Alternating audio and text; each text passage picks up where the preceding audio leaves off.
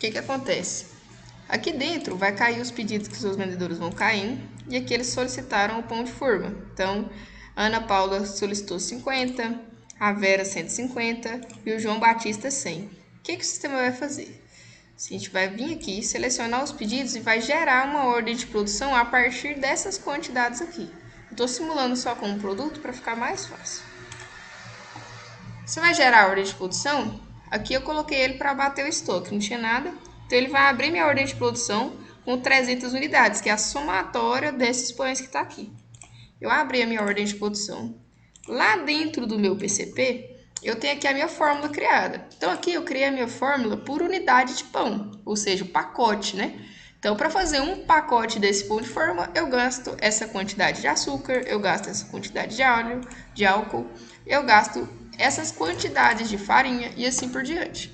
Criei ali. Quando eu mando imprimir isso aqui, o sistema até faz o cálculo do meu pacote de pão, ou seja, para que eu produza um pacote de pão de forma, eu gasto ali R$ 1,39. Quando eu vim aqui na minha ordem de produção, o sistema já vai ter aberto a ordem de produção para mim a partir dos pedidos que eu tenho pendente. Então aqui eu estou informando para o sistema que quero produzir 300 pacotes. Aí ele já faz o cálculo para mim. Para fazer 300 pacotes, você vai gastar agora 7,5 kg de açúcar. Então, ele já multiplicou isso aqui pela quantidade que eu vou produzir. Então, essa ordem de produção que você imprimir e mandar para listar para eles, vai vir constando a quantidade de pacote que cada um deles tem que produzir. Por exemplo, vai vir a quantidade assim, aqui, sintético. A quantidade de pacotes que vão ser produzidos. Dentro disso, você vai mandar iniciar a sua ordem de produção, vai reservar o estoque da nossa matéria-prima.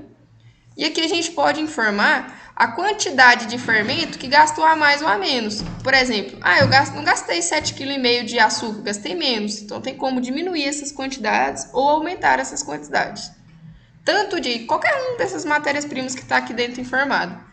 Ao fechar a ordem de produção, a gente vai informar o seguinte.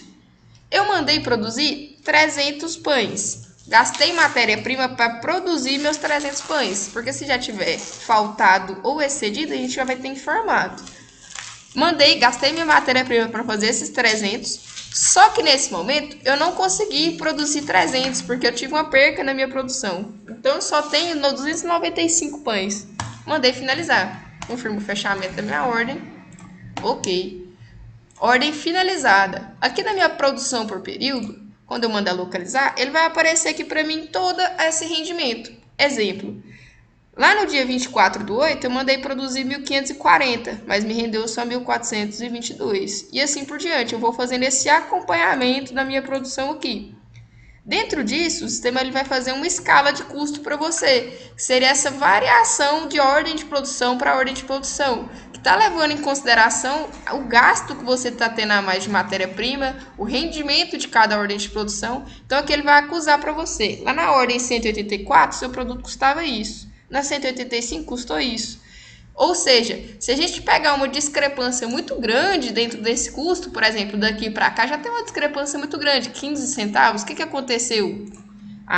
Porque o rendimento da minha ordem mudou muito. Aí você vai fazer um questionamento, pessoal, da sua produção. Por que rendeu tantos pães a mais? Por que rendeu tantos pães a menos? A gente vai fazendo todo esse acompanhamento para que o custo fique o mais próximo possível do verídico.